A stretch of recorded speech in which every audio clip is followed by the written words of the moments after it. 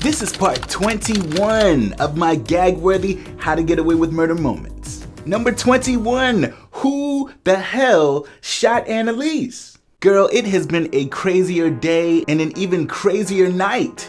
Emily Sinclair tried to get Nate fired. Nate snapped on her at the station in front of everybody. Asher's father, Judge Millstone, unalived himself, and then Asher's mother cut his ass off. She said, "You put Annalise first, goodbye."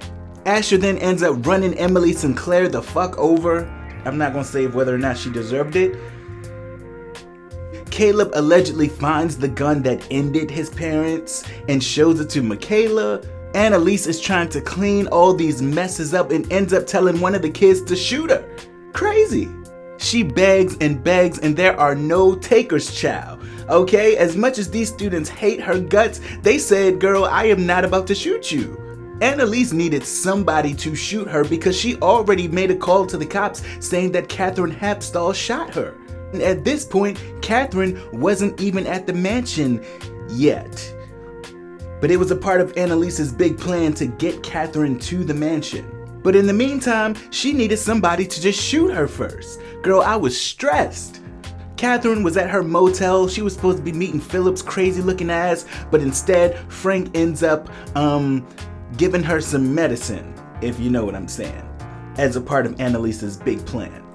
And no one even knew that Catherine knew Philip, so what is going on? Annalise had this big master plan to protect all these ungrateful ass kids, and right now she just needs someone to shoot her, which is crazy when I say that out loud. She starts with Connor. She tells Connor she will ruin he and Oliver's lives.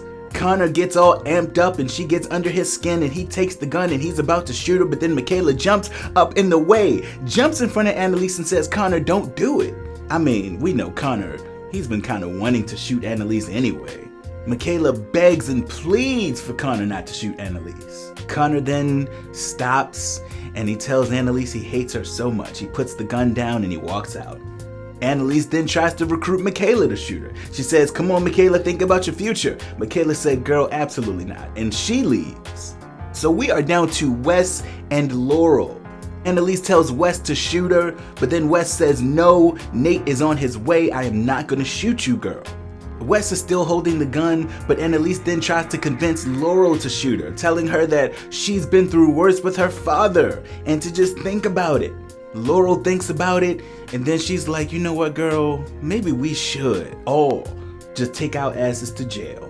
Wes and Laurel begin to walk out of the Hapstall mansion, but Annalise, out of desperation, says, "Rebecca's dead, Wes." And why does she say that?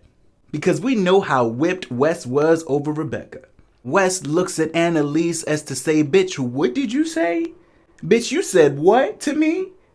Annalise then goes on and on about how she's been lying this whole time and then tells Wes to shoot her in the leg, but Wes wanted all of her blood drawn out and he shoots her in the stomach. Annalise falls to the ground. Wes walks up to her body, attempting to shoot her again until she starts to call his government name, which is Christoph, Christoph, Christoph. Over and over again she says it, and that was enough for him to stop because he knew that she would only know that name if she knew about his past and possibly about his mother. So he stops. Girl, we then rewind to 10 years ago where we see Wes as a child, or Christoph at that point, being interrogated. And then we see Eve and Annalise looking on, and Eve asks the question, "Good God, Annalise, what did we do?" I mean, gag after gag after gag. What a moment.